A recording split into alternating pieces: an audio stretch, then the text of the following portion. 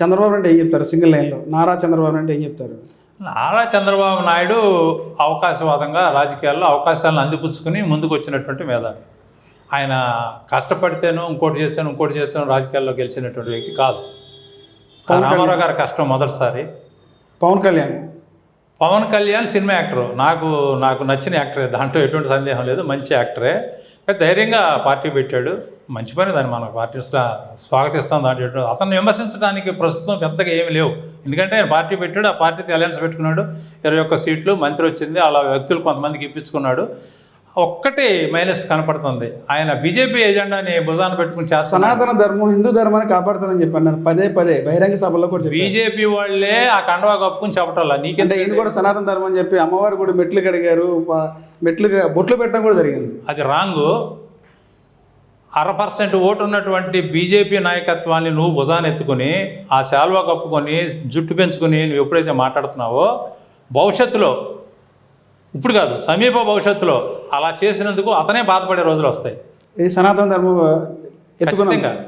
ఖచ్చితంగా ధర్మాన్ని కాపాడుతాను, నా ప్రాణం కూడా త్యాగం చేస్తాను. అవసరం లేదండి, ప్రాణ త్యాగం కూడా సిద్ధం అంటాడు. దేనికి ప్రాణ త్యాగం? ఎవరు కొట్టారో, నన్ను ఎవరు కొట్టారు, నేను ఎవరు కొట్టారు? క్రిస్టియన్స్ కి ముస్లిమ్స్ ఉన్నటువంటి యూనిటీ హిందువులకు ఎందుకు లేదు? ఆ ధర్మాన్ని నేను కాపాడుతా, అందరూ ఐక్యం చేస్తానన్నాడు. దేశవ్యాప్తంగా దేశవ్యాప్తంగా నేను ప్రచారం చేస్తాను. జరగదు.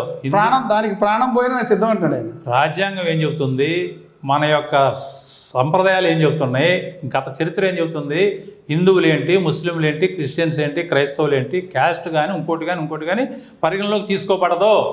అందరూ సమానమే ఈ దేశంలో అనేది మన సాంప్రదాయం. నువ్వు ఒక హిందువులు మాత్రం యూనిటీగా ఉండాలంటే నువ్వు కులతత్వం మతత్వంతో తగాదాలు పెడతాను చూస్తున్నట్టు కనపడుతుంది. అప్పుడు నేను నిలేస్తుంది సమాజం, నువ్వు ఒంటరిగాడు అయిపోతావు.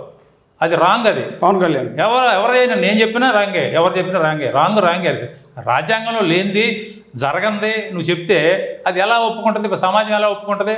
సార్, ఇప్పుడు కాంగ్రెస్ పార్టీ అనేది ఆంధ్రప్రదేశ్లో బతికి పట్టగలదంటారా? ఖచ్చితంగా. మొన్నటి వరకు కూడా రఘువీరారెడ్డి గారు కానీ రుద్రరాజు గారు కానీ, రఘువీరారెడ్డి గారు చాలా బాగా చేశారు. రుద్రరాజు గారు తక్కువ టైం ఉన్నా కూడా ఆయన కూడా యువకుడు, శక్తి వంచన లేకుండా కాంగ్రెస్ పార్టీని ముందుకు నడపడానికి ప్రయత్నించాడు.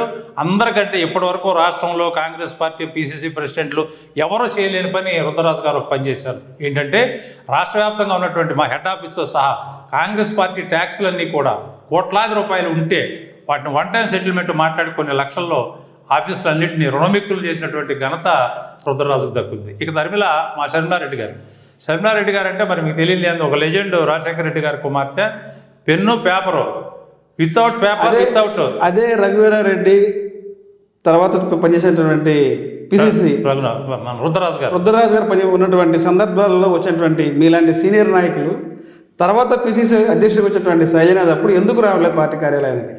ఎందుకు కనుమరుగయ్యారు? అంటే ఒక దళిత నాయకుడు పిసిసి అధ్యక్షుడు ఉండటం వల్ల మీరు రాలేదా, లేకపోతే శైలజానాథ్ పోకడ వల్ల మీరు దూరం అయ్యారు?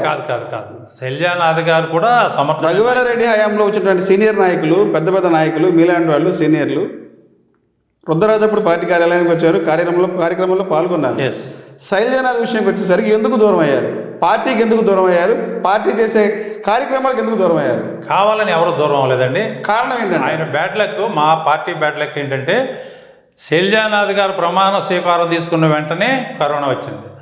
కరోనా 1, 2, 3 ఆ పాపం ఆయన ఉన్నంత కాలం కరోనా ఇక్కడే ఆయన వెంటాడింది. అయినా కూడా ఆయన శక్తి మేరకు కార్యక్రమాలు చేశాడు, చేయలేదని మనం అంటానికి లేదు. అయితే రుద్రరాజు గారు వచ్చేదలికి కరోనా వెళ్ళిపోయింది. మళ్ళీ అందరూ యువకులు కానీ సీనియర్స్ కానీ అందరూ రావడం జరిగింది తప్ప కరోనాకి దడిసి బయటికి జనం రాలేదు తప్ప శైలజానాథ్ గారిని వ్యతిరేకించి రాలేదు బయటకు అనేది తప్పు. అంటే శైలజానాథ్ ఉన్న టైంలో కూడా కొన్ని కార్యక్రమాలు చేశారు, కరోనా అయిపోయిన తర్వాత కొన్ని కార్యక్రమాలు చేశారు. ఆ కార్యక్రమంలో మీలాంటి సీనియర్లు కానీ రాష్ట్రంలో ఉన్నది అతి కొద్ది మంది నాయకులు, సీనియర్ నాయకులు అన్న వాళ్ళు ఏళ్ళమే లెక్క పెడితే ఒక 15-20 మంది ఉంటారు. అదే ఆ 15-20 మంది ఎమ్మెల్యే అభ్యర్థులు, వాళ్ళే ఎంపీ అభ్యర్థులు. వాళ్ళల్లో పార్టీ కార్యాలయానికి వచ్చిన వాళ్ళు లెక్క పెడితే ఏళ్ళమే లెక్క పెట్టవచ్చు. అవును. ఎందువల్ల అంటారు? ఎందువల్ల పార్టీ కార్యాలయం రాలేదు? కొంత స్తబ్దత వచ్చింది. ఆయన గ్యాప్ ఎందువల్ల వచ్చింది? నిర్వహణ గ్యాప్ ఏం లేదు. నిర్వహణ విషయంలో ఆయనకి అనంతపురం నుంచి ఆయన రావటం, రాలేకపోవటం, వీళ్ళు వచ్చినప్పుడు ఆయన రాకపోవటం, వాళ్ళు వచ్చినప్పుడు కమ్యూనికేషన్ గ్యాపే తప్ప ఆయన పట్ల ద్వేషం కానీ ఇంకోటి కానీ అట్లాంటిది ఏ కార్యకర్తకి లేదు, ఏ నాయకుడికి లేదు. అసలు కాంగ్రెస్ పార్టీలో ఆ పరిస్థితి ఉండదు. మరి ఇప్పుడు శర్మారెడ్డి కూడా హైదరాబాద్ నుంచే కదండి, 10 రోజుల్లో కనీసం 10 రోజులు ఉంటే 10 రోజుల్లో ఒక రోజు ఇక్కడ ఉంటారు, మళ్ళీ సాయంత్రం ఫ్లైట్ మళ్ళీ హైదరాబాద్ వెళ్ళిపోతున్నారు. అది సాయంత్రం కాదు, 2-3 రోజులు 4 రోజులు. మరి శర్మారెడ్డి వచ్చినప్పుడు ఎందుకు వస్తున్నారు ఇదే సీనియర్ నాయకులు? ఎందుకు వస్తున్నారంటే కాంగ్రెస్ పార్టీకి చరిష్మా మళ్ళీ స్టార్ట్ అవుతుంది అనేటువంటి ఉత్సాహంతో, ఆశతో వస్తున్నారు. దాంట్లో తప్పేం లేదు కదా.